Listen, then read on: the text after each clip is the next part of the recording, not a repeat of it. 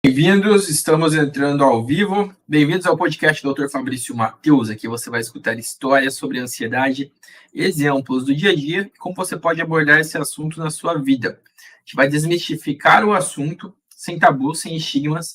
Meu nome é Fabrício Matheus, eu sou médico, especialista em medicina de família, e eu ensino pessoas comuns a diminuírem a ansiedade de forma mais natural possível, ok?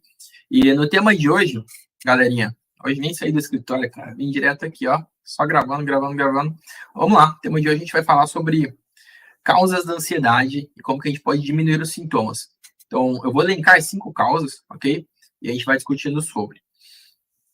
Antes de tudo, é sempre bom recapitular o que de fato é a ansiedade, né? Aquela sensação de angústia, sensação de aflição, e que ela pode culminar, né? Ela pode desencadear vários outros sintomas, vários outros transtornos, porque é como se fosse uma cascata, né? Um efeito dominó. Então, se eu tenho ansiedade, eu posso, consequentemente, desenvolver uma insônia, posso, consequentemente, desenvolver um transtorno de ansiedade social, né? Problemas nos relacionamentos. E o que acontece? É preciso saber identificar precocemente ou quando a coisa não degringolou, né? Quando não ficou em níveis extremamente alarmantes. Porque, como eu já disse anteriormente, a ansiedade ela pode estar acompanhada de várias outras coisas. Ela pode estar acompanhada, por exemplo, de dependência de medicação, né? Automedicação. Tem muita gente que é ansiosa e se automedica de forma errada, não é para fazer isso. Pode estar acompanhada também de transtornos do outro polo. Às vezes eu tenho pessoa que tem um transtorno mais específico que cursa com ansiedade e sintomas depressivos, entendeu? Afeto alto, afeto baixo. Isso é muito complicado, tá? Então, vamos trazer aqui 5 causas e falar de cada uma delas. Vamos destrinchar aí o máximo possível cada uma dessas causas. A primeira causa que eu quero trazer para vocês é um estresse excessivo. Como assim, Fabrício, estresse excessivo? Todo mundo tem estresse, porra. É verdade, todo mundo estressa. Mas algumas pessoas se estressam mais. Algumas pessoas têm um limiar bem inferior ao estresse. Qualquer coisinha a pessoa já está surtando. Qualquer coisinha a pessoa já está com 1001 reclamações, já está super ansiosa.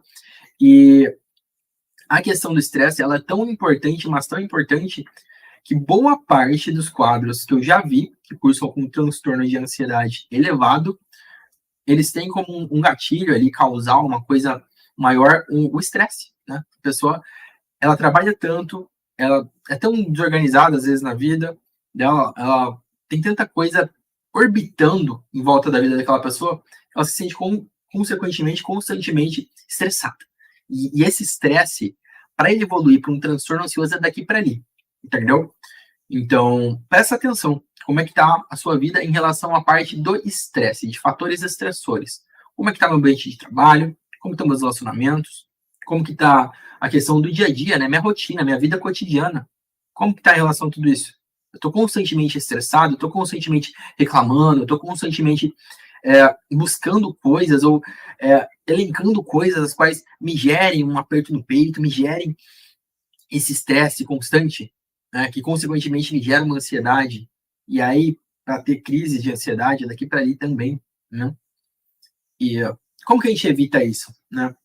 Como que a gente diminui os sintomas relativos ao fator causador estresse? Você pode pensar, você pode raciocinar aqui comigo. O que acontece? A partir do momento que eu me identifico como uma pessoa constantemente estressada, a partir do momento que eu me identifico como uma pessoa que se estressa facilmente, ou que justificavelmente eu tenho uma vida atordoada, tenho inúmeros fatores estressores, pode ser também. Às vezes realmente, às vezes a sua vida é estressante, porra. Quem aqui não tem períodos da vida nos quais passa por estresse pra caramba, certo? Eu já tive. De vez em quando a gente ainda tem, né? E a grande questão aqui é, você precisa ter um domínio maior acerca da sua agenda, acerca do seu tempo, acerca da sua energia. Porque todo dia a gente acorda com a barrinha, né? Em tese, se você dorme bem, se você se alimenta bem, se você faz as coisas de forma adequada, essa barrinha, quando você desperta logo pela manhã, ela é para estar cheia, né? Para estar 100%. E no decorrer do dia, você vai gastando essa energia, né? Você vai diminuindo essa barrinha aos poucos. Só que, se eu vivo num constante estado de alerta, se eu vivo constantemente estressado, cara, a minha barrinha nunca vai ficar cheia. Porque eu não vou dormir direito. Ela já vai acordar a 70%, na metade, entendeu? E aí, antes do final do dia, eu já estou esgotado. E esse esgotamento acaba por desenvolver uma ansiedade. Percebe? Percebe esse efeito cascata relativo? E tudo isso engatilhou lá no estresse, ok? Então, uma primeira coisa, tá, para aliviar os sintomas relativos ao efeito causador desse estresse, é gerenciar melhor o seu tempo, entendeu? Gerenciar melhor o seu tempo. Porque não adianta você querer abraçar o mundo, fazer todas as coisas, não adianta você querer, trabalhar pra caramba, fazer tudo o que você tem que fazer com a família, com o seu cônjuge, agradar a tudo e a todos. Não dá. Para você fazer tudo isso ao mesmo tempo, dificilmente você vai conseguir equilibrar todos os pratos, né? Porque a vida ela temos vários pratinhos a equilibrar. Tudo de uma vez, sem deixar cair um deles. Então, pessoal, aqui vale o bom senso. Essa questão de você conseguir avaliar a própria vida, identificar o que está pegando mais no momento, entendeu? O que está sugando mais essa energia, digamos assim, para onde essa energia vital toda está sendo direcionada de certa forma, beleza? Então, a questão do estresse, ela é muito importante você prestar atenção, beleza? Então, práticas como meditação, atividade física, tudo isso, beleza, a gente já conversou, a gente já falou sobre. Mas você já praticou, por um acaso? Você já parou para fazer, por exemplo, o exercício de respiração profunda? Eu já fiz vários vídeos aqui no Reels, ok? Nos quais eu ensino como que você faz, de fato, uma prática de respiração profunda que você possa, entendeu? Reverberar ali no momento. Porque às vezes você está numa situação de ansiedade imediata, às vezes você está numa situação um pouco mais estressante e você se pega sozinho, né? Você se pega sozinho, você às vezes não consegue expor isso para outras pessoas e nem é o momento, você não consegue ali. E muitas vezes a pessoa ansiosa ela tem que lidar sozinha com uma crise de ansiedade, tá? Às vezes ela está em público, às vezes ela está em casa sozinha mesmo, ok? Então, praticar essas atividades da respiração, atividade de relaxamento, e buscar essa organização do tempo, ok? Eu gosto, que eu aprendi com os mentores aí de gestão de tempo, sobre uma palavrinha, né? O pessoal do Vida de Titã, quem curte aí, eles falam sobre tempo coringa. Eu tentei trazer esse conceito para a medicina. Tempo coringa. O que é um tempo coringa? Tempo coringa, basicamente, eu sei que a minha vida, por ela ser uma correria, por ela ser estressante, eu vou elencar algumas atividades para eu fazer no decorrer do meu dia, mas em algum momento esse tempo não vai ser o suficiente. Então eu pego aquele tempo, aquela agenda, que tem um monte de coisa para ser feita, óbvio, um pouquinho de tempo a gente vai perder. Não tem como, não tem essa de, não, meu dia é perfeito, eu faço as coisas de forma metódica. Você pode até fazer isso vez ou outra, mas o normal, tá? Que a gente fala da normalidade, o normal é que, cara, às vezes você possa atrasar vez ou outra, às vezes um compromisso pode durar um pouco mais, ok? Então o tempo coringa ele entra nessa, que você vai elencar ali, vai bloquear um tempo e esse tempo ele não vai ser usado. Em tese, tá? Isso aqui é em tese, virtualmente falando. Você não usa esse tempo. Por quê? Se você atrasar, se alguma coisa sua durar mais do que esperado, ou qualquer coisa nesse sentido, você tem um tempo reserva ali. E ele não vai comprometer o seu dia. E ele não vai te gerar um estresse decorrente desse excesso de tarefas as quais você não conseguiu cumprir, porque você colocou coisa demais e não planejou direito. Entendeu? Então, falando em estresse, existir esse gerenciamento tanto do tempo quanto do estresse, eles têm um efeito muito positivo na saúde emocional, entendeu? Então vamos prestar atenção nisso. Outra coisa, ainda puxando aqui, falando em gerenciamento de tempo e gerenciamento de estresse. Tem muita gente que nunca ouviu a palavra limite, parece que nunca ouviram, porque elas não estabelecem limites. Então, cara, você tem que estabelecer limites no seu trabalho, das suas relações, do seu próprio corpo, ok? Não adianta eu querer. Eu tenho uma régua, né, aqui, a qual, se eu passar, eu sei que vai ser ruim para mim. Então, eu sei que se eu dormir menos de 5 horas num dia, eu fico um lixo no outro dia. Cara, por que eu vou, às vezes, de forma intencional e burra, dormir menos do que isso? E muita gente, cara, acaba dormindo menos do que isso, porque não organizou, ficou vendo TV, foi dormir tarde, ficou mexendo no celular, e aí acorda no outro dia atrasado, estressado, e fica ansioso. Gente, isso aqui, desculpa, isso aqui não é um transtorno psicológico, precisa ser tratado, isso aqui, é responsabilidade, tá? Isso aqui é vida adulta, porra. É vida adulta. Nesse sentido, que eu tô colocando de não manejar as coisas, simplesmente, ir postergando e fazendo pouco caso, aí não adianta. Aí realmente, o problema é que quando a gente faz até que meio que de forma involuntária. Mas conforme isso vai evoluindo, aí você desenvolve um transtorno patológico e fica difícil resolver depois. Porque aí sim você vai estar afetado. Aí é mais complicado. Só que quando eu tenho um panorama aqui da minha vida atual, que eu tenho algum controle, que eu consigo ficar de olho, que eu consigo mensurar, que eu consigo estabelecer limites, aí as coisas estão sob o meu controle. Aí beleza. Aí é bom. Aí é bom, porque aí eu estabeleço o limite de horário em relação ao sono, eu estabeleço limite do que eu vou comer ou deixar de comer, porque eu quero, às vezes, manter o meu corpo do jeito que tá, ou quero ficar mais forte, ou quero emagrecer, seja lá o que for, cada um tem um objetivo ou não, entendeu? Porque você passa a estabelecer limites. Então, por exemplo, tem paciente, às vezes, que chega para mim e fala, Fabrício, eu preciso perder peso por causa do diabetes. Tá. O que você vai fazer para perder peso por causa do diabetes? Aí você passa as diretrizes, né? Você conversa ali, conversa sobre os tipos e qualidade da alimentação, você conversa sobre horários, mas em última instância eu não moro com aquela pessoa, eu não vou dar papinha na boca dessa pessoa, eu não vou preparar o prato dessa pessoa. Você entende isso? Quem vai estabelecer o limite ali prático é ela, e não eu. Eu posso informar, eu posso dar informação de qualidade, eu posso mostrar um caminho. Mas caminhar não sou eu que vou andar. Eu caminho o meu próprio caminho aqui, entendeu? Com as minhas pernas. Mas você, aí do outro lado, precisa ter essa noção de que algumas coisas só você pode fazer. Né? Entende? E isso é bom. Isso é bom, porque te dá uma autonomia, te dá esse poder sobre a sua própria rotina, sobre a sua própria saúde. E quando você adquire isso e você tem a plena capacidade e noção acerca disso, é muito mais fácil, pô. É muito mais fácil. E eu uso a palavra fácil mesmo, sem problema nenhum. Porque realmente fica mais fácil. Se eu percebo, cara, vamos lá.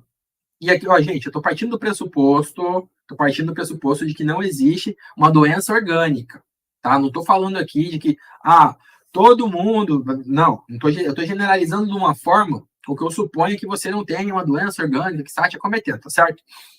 Então, vamos lá. Eu não sofro com insônia, mas eu acabo tendo meu sono prejudicado por um ato de relapso acerca dos meus horários. Eu posso resolver os meus horários. Eu, Fabrício. Entendeu? Então você do outro lado, às vezes não sofre de insônia. Às vezes você acha que sofre de insônia, mas na verdade você não está praticando uma boa higiene do sono.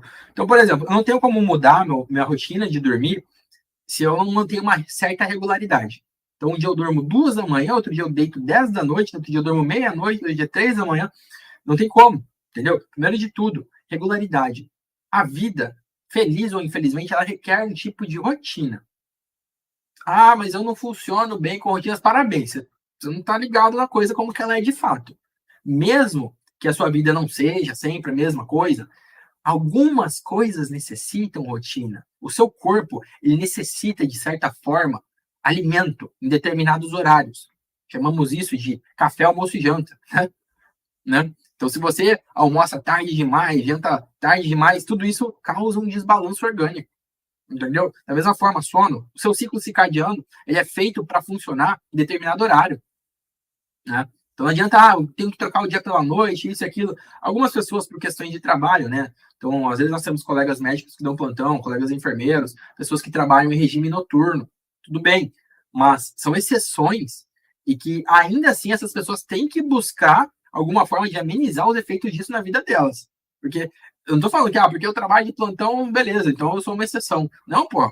Às vezes você trabalha de plantão e você tem que redobrar a sua atenção para não sofrer ansiedade, para não ter problema com sono, para não ter problema ansioso. Entendeu? Então é importante isso. Falando em atividade física regular, é complicado, porque eu posso falar, faça atividade física, legal, bacana. 99% não vai fazer, não vai caminhar em volta da quadra. E o que eu sugiro de verdade, de coração? Faz uma listinha de coisas que você já fez e gostou, achou neutro, coisas que você já fez e não gostou, entendeu? Coisas que você nunca fez. e que estão ao seu alcance, tá bom? Que estão ao seu alcance. Não adianta também, vou praticar hipismo, vou montar no cavalo, e você não tem acesso a cavalo nenhum. Aí não adianta.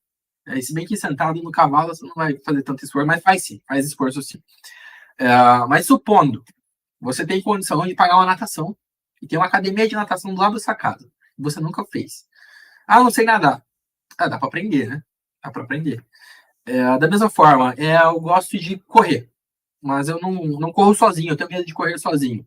Porra, pesquisar grupos de corrida no seu bairro, na sua cidade, entendeu? Eu diminuo as barreiras. A gente tem muita barreira, a gente tem muito bloqueio, muita tranca na vida. Então, você tem que fazer as coisas, ou buscar fazer as coisas de tal modo que elas sejam fáceis, que elas sejam acessíveis. Para que eu vou dormir sem deixar minhas coisas da manhã já arrumadas? Então, poxa, se eu sei que às vezes eu tenho que sair do trabalho de manhã cedo, ou que eu vou fazer uma apresentação, que eu vou dar uma aula, e eu uso determinada vestimenta, cara, é óbvio que na noite anterior eu vou deixar tudo aquilo pronto. Porque senão eu acordo, eu tenho que fazer as coisas, aí acorda 15 minutos fora do horário, você entende? Então, você busca as coisas de tal forma que elas fiquem fáceis e acessíveis para você. O mesmo é válido para alimentação saudável. Hoje, a gente tem uma epidemia do iFood. E assim, eu falo isso porque eu sou uma das pessoas que já fiquei muito à mercê do iFood, no sentido de, cara, já tá tarde, eu preciso comer, o dia foi produtivo, beleza, fiz tudo certo, mas eu não tenho uma comida pronta. Aí eu vou e peço comida. Só que qual é o problema de pedir comida? A maior parte do cardápio dos deliveries não é saudável. Principalmente se você não mora numa grande capital, numa região metropolitana. Geralmente tem mais opções, né, em locais mais populosos. Aí a pessoa vai e pede um lanche, pede uma pizza. Né? Aí ela faz isso. Ela faz isso 2, 3 vezes por semana. Cara, isso não é bom nem um pouco. Pro seu corpo e pra sua mente. Porque você fica o quê? Você tende a ficar mais letárgico. Beleza? O seu raciocínio, quando você passa a se alimentar dessa forma, ou ter uma certa preguiça e até relapso acerca da sua alimentação, você fica mais lento, você não funciona direito. E quando funciona, aí aparece a ansiedade, né? Aí você fica ansioso. Porque você acaba tendo picos e baixos, mas quando você tá de boa, você tá ansioso. E aí você não produz, aí você não vive direito, você não aproveita o momento, e isso é complicado para um caramba. Tá certo? Então, isso que eu tô só na causa 1, né? Tô falando sobre estresse aqui. Sobre estresse. Então, gente, você ter esse manejo da sua rotina, você ter esse manejo da sua alimentação, das coisas que você pratica ou não no seu dia a dia, isso te dá um poder, né? Te confere um poder muito grande. Poder muito grande, beleza?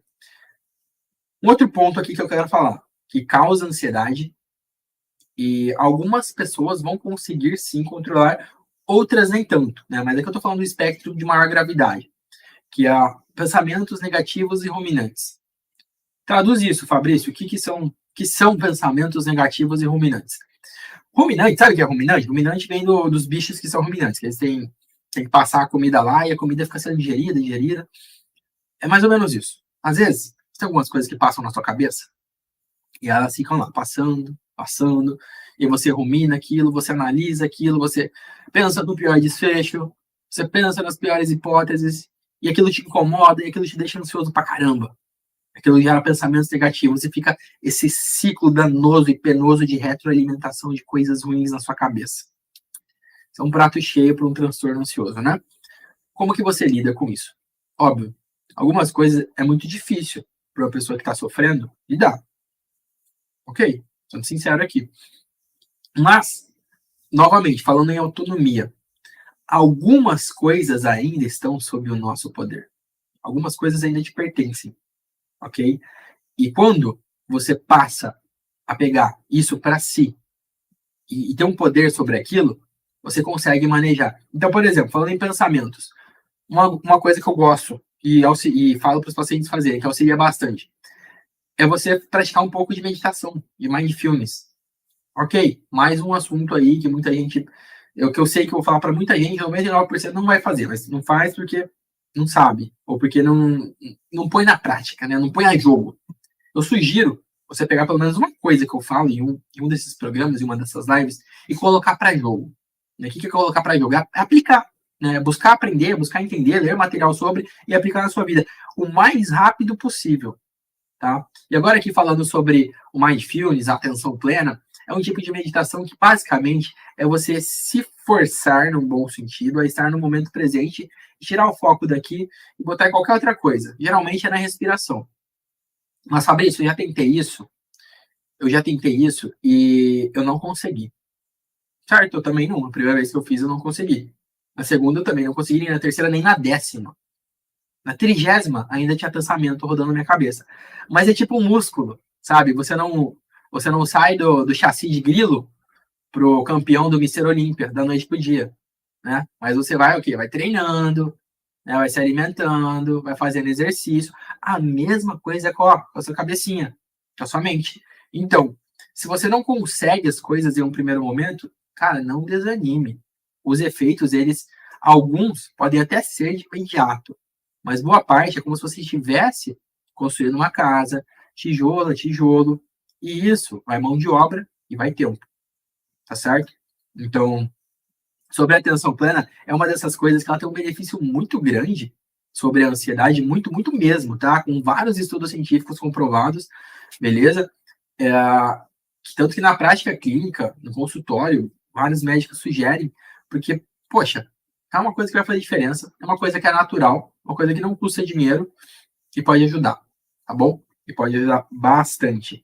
Outra técnica que eu gosto é uma técnica chamada questionamento cognitivo, que basicamente é você se colocar no lugar de perguntador, né? Questionador. Perguntador, nem sei se essa palavra existe.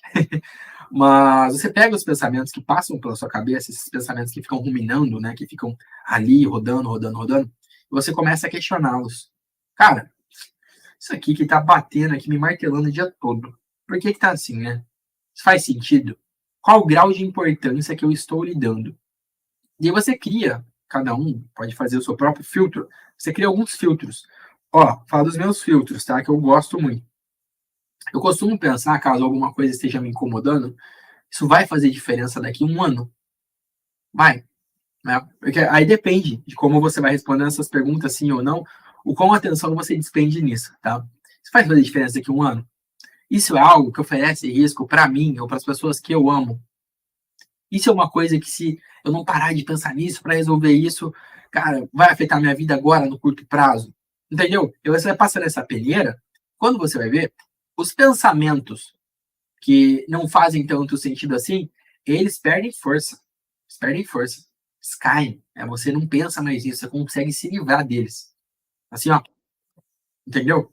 Então, pensamentos negativos e ruminantes, é importante isso, ó, meditação, tá? Mindfulness, atenção plena, e essa questão do questionamento cognitivo, quando você passa uma peneira nos próprios pensamentos.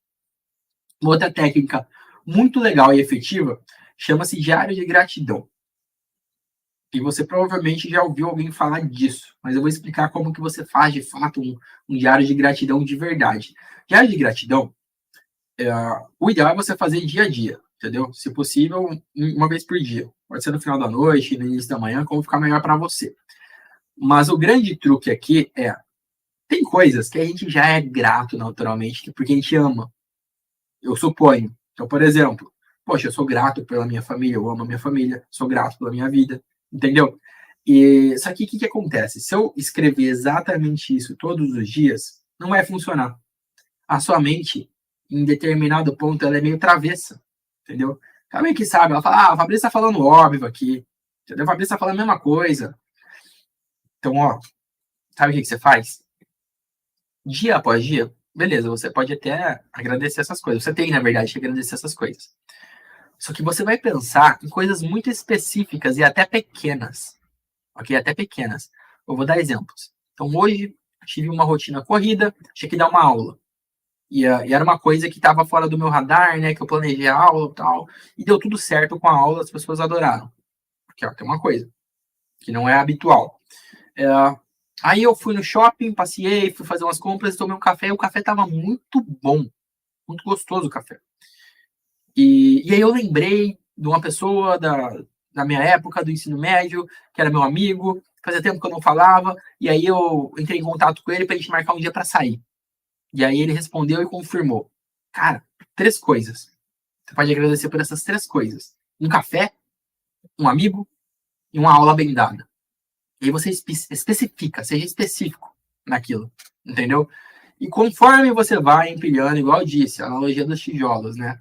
Conforme você vai empilhando, tudo isso te acalma, porque você passa a perceber que na sua vida não orbita só pensamento ruim. Você tem muita coisa boa na sua vida e às vezes só não tinha luz ali em cima delas. Às vezes elas só não estavam claras, entendeu? E até nos dias muito ruins, até nos piores dias da nossa vida, a gente vai conseguir agradecer por alguma coisa. Nem que seja por aquilo que passou, entendeu? Nem que seja por aquilo que passou. Então fiquem atentos a isso, tá? Então essa prática, né? Principalmente por escrito, eu recomendo escrever com a mão mesmo. Tem gente que faz no celular, né, digitado, tem gente que fala que faz mentalmente, mas, cara, tenta escrever, tenta ter um caderninho só para isso. Vai ver a diferença que faz. Faz uma diferença muito grande. Ok, a gente tá na causa 2 ainda. Pensamentos negativos e ruminantes.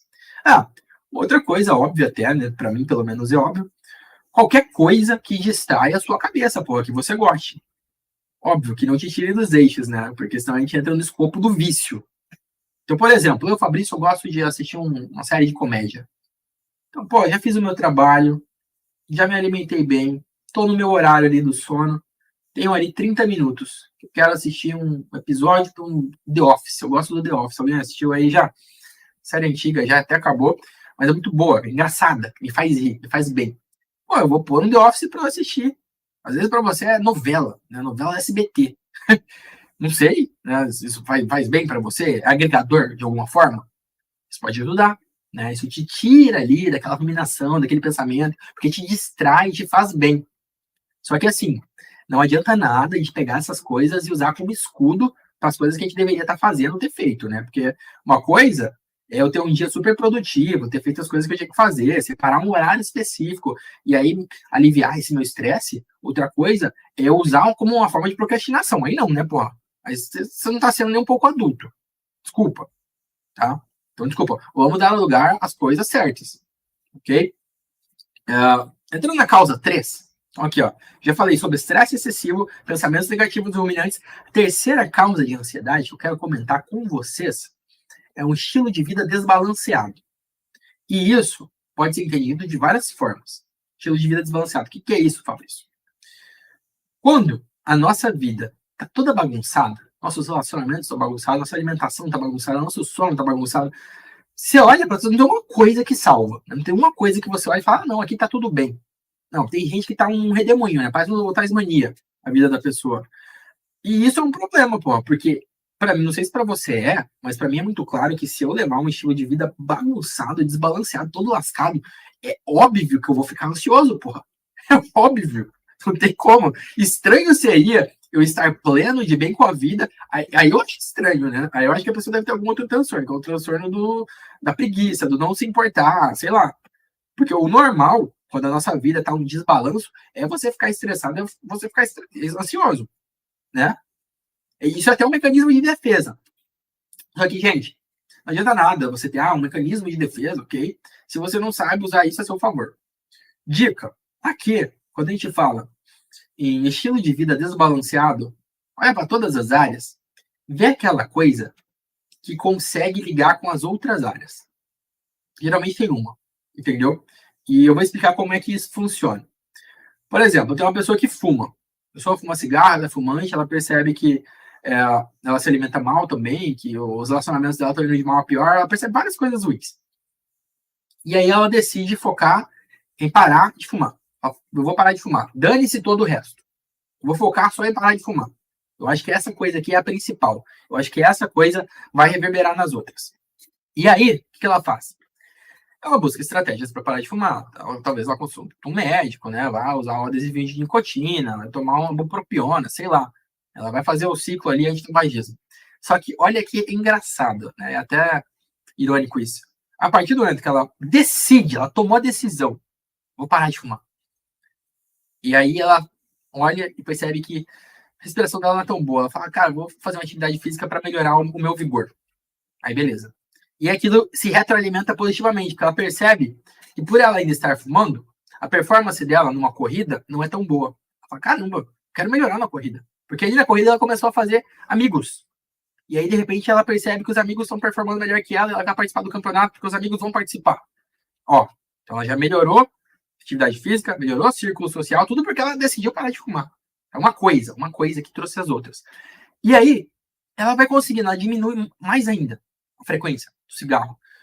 E aí ela olha, e ela percebe que ela tá melhorando a performance dela, ela tem o compromisso marcado com os amigos, a competição da corrida da cidade dela, e ela fala, cara, eu preciso melhorar minha dieta, eu tô comendo mal.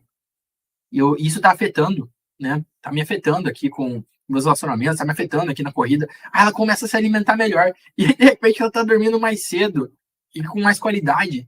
Entendeu? De repente ela tá sorrindo. E de repente ela não tá mais ansiosa. Entendeu? Então é isso que eu falo de estilo de vida desbalanceado. Você não tem que tentar resolver tudo de uma vez. Se você tentar conscientemente, ó, eu, Fabrício, conscientemente, vou me matricular na academia, vou pedir marmita saudável, vou começar a ler 5 livros por dia, vou... Não vai funcionar, tá? Não vai funcionar. Escolhe uma coisa, uma única coisa. E aí você foca nela, tá? E aí, estrategicamente, as outras coisas vão começar a fluir, porra. E essa é a mágica. Essa é a grandíssima mágica por trás de você tentar fixar um estilo de vida desbalanceado, ok? E óbvio, isso envolve várias áreas. Envolve alimentação, envolve sono, envolve atividade física, envolve relacionamento, envolve um monte de coisa. Mas você só escolhe um só. E aí, conforme você vai conseguindo manejar essa única coisa, aí você pode conscientemente manejar a outra, desde que aquela já esteja alinhada e bem instalada dentro da sua rotina, beleza? Quarto causador de ansiedade. E olha, esse é complicado.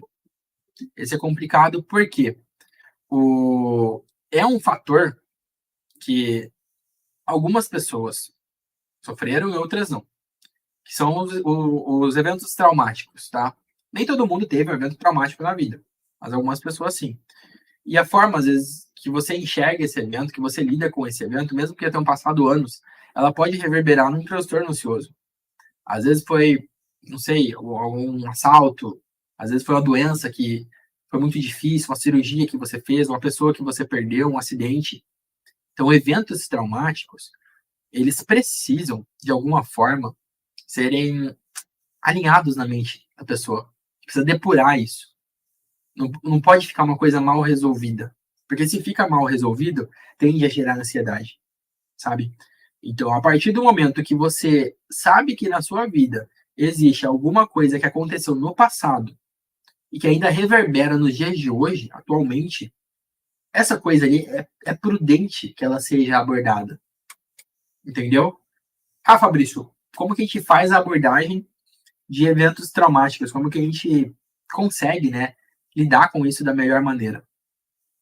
Uma das coisas que é muito importante é você reposicionar a perspectiva. Se eu entendo que alguma coisa aconteceu na minha infância, eu me sinto culpado hoje, é importante você entender que você era criança. Hoje você é um adulto, tá? Da mesma forma, na adolescência, você era um adolescente, hoje você é um adulto.